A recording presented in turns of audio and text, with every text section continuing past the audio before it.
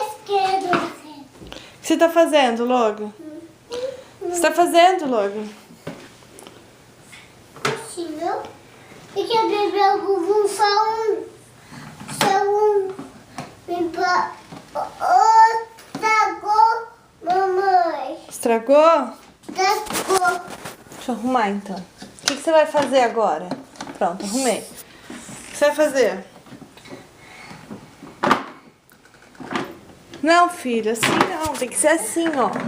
Você vai botar o ursinho pra fazer xixi?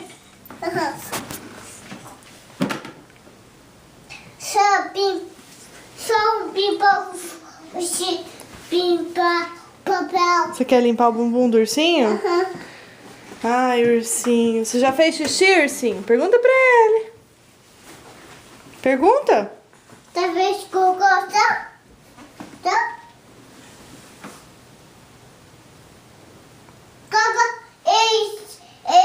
De pé. De pé. Você põe lá. Põe ele, você. Você de pé. Pai. Pronto. Ursinho, ursinho. Pronto. Você leu a historinha pra ele? Quer ler a historinha dos cabritinhos por cima? Quer jogar no banho Na privada. da privada. Tá bom. Ô, Logan, você contou a historinha pra ele do cabritinho? Do cabrito, quero Pergunta pra ele se ele quer que você lê. Só fecha você. Mamãe fecha. Pronto. Pergunta pro ursinho se ele quer que você lê a historinha. Quer? Não, sim. Não, sim. Ele não quer? Eu não quero. Tá bom então. O sim, eu vou do aguentar.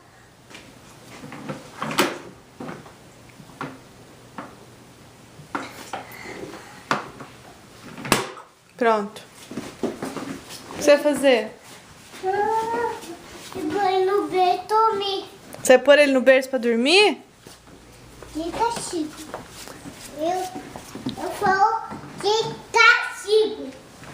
De castigo.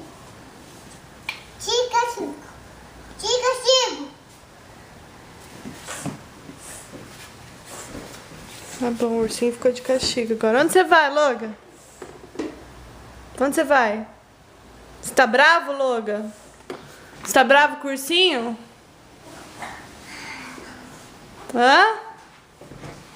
Você tá bravo com o ursinho, filho?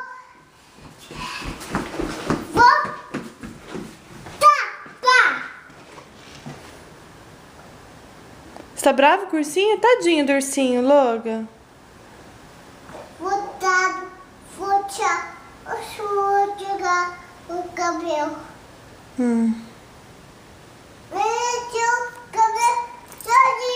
Tá bom, você pode tirar o ursinho do castigo já? Tá bom já? Fala pro ursinho, pode sair, ursinho. Vou sair, sim. Tchau.